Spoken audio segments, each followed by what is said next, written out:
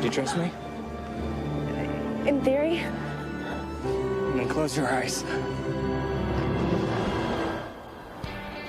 That is Robert Pattinson playing heartthrob vampire Edward Cullen in the 2008 movie Twilight. That film and the 4 sequels that followed in quick succession strapped Pattinson to a rocket ship of fame that came with an army of Twilight fans, a constant pack of paparazzi pursuing him, and a public prying into the details of his personal life. In 2010, Time magazine named Pattinson one of the world's 100 most influential people, and Forbes first placed him on its list of the world's highest paid celebrities. When the Twilight run came to an end 7 years ago, the actor sought something completely different, on screen and off.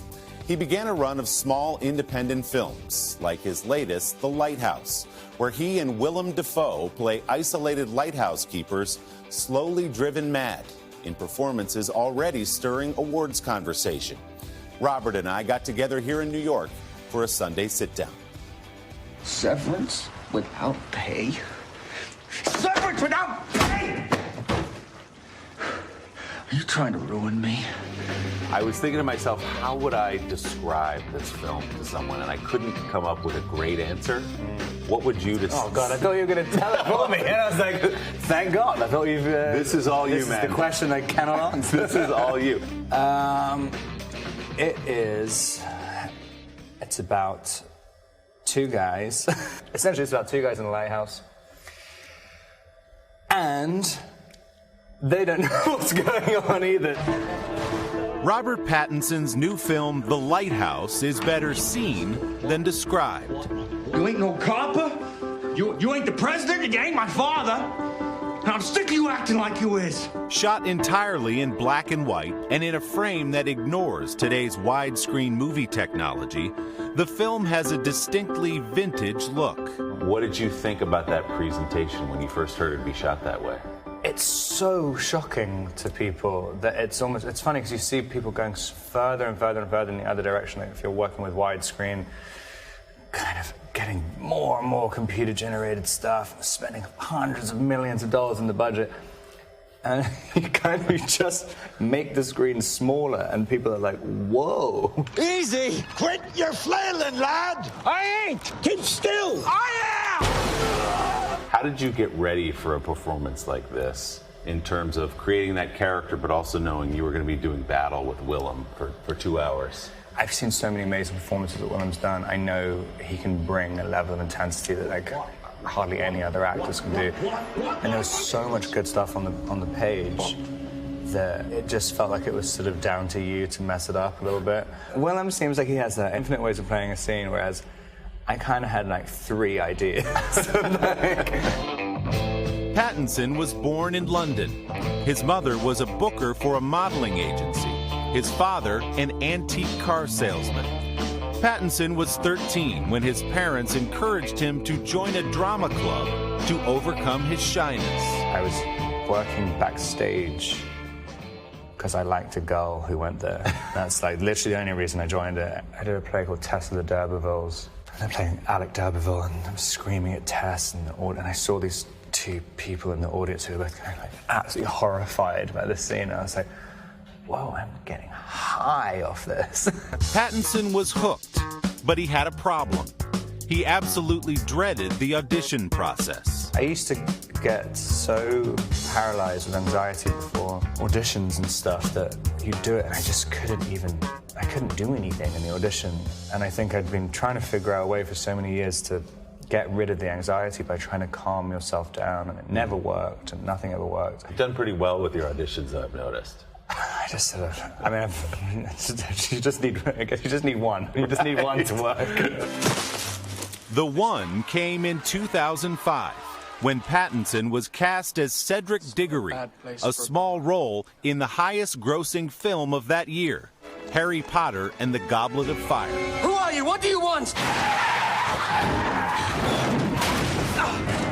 2008 brought the starring role that changed Pattinson's life as vampire Edward Cullen in the blockbuster romantic fantasy Twilight.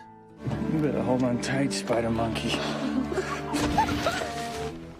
There were 5 Twilight movies in 5 years. Together, they grossed $3.3 billion and won a downright obsessive fan base known as Twihards. The only way I can protect you is to be with you.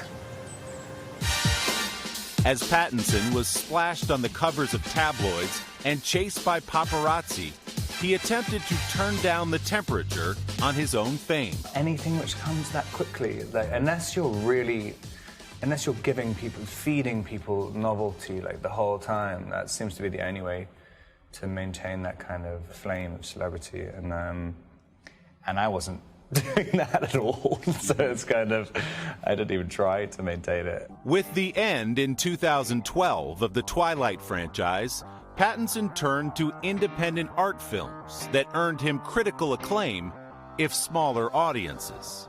I'm more interested in getting one person to really, really, really like it, and it's like to be their favorite movie, rather than get loads of people to just be like, oh, let's go and see that. Like, it's kind of right. Just generally what happens to my movies. One guy. And that's good enough for you. Yeah. But Pattinson's break from the blockbuster is about to end in a big way. The actor has been cast as the next Batman, following in the footsteps of Michael Keaton, Val Kilmer, George Clooney, Christian Bale, and Ben Affleck, in a movie due out in 2021. I have to ask you about Batman. That came to you, and you thought, what? Do you want to be a superhero? That was not a superhero. Well, forgive me. How do we classify It's weird, him? I always balk at it. I'm like, it doesn't count. You need to have like magical powers. I mean, to he's got a cape, so that's a pretty good start. Yeah. The cape is the... Yeah, I'll give you that one. What did you think when you first heard that offer? Like an immediate yes. Yeah. Is there any consideration in your mind when you get an offer like that of, okay, kind of here we go again, I'm going to be up on billboards and my face and my life and everything else will be back out there? I think there's a part of me that just thinks like it is impossible to kind of be at what happened with Twilight, because it was just sort of, it was just so sudden, like, and like now I'm kind of, I don't know, I'm hoping it won't be people hanging out outside my place. I just think I'm kind of boring and old now.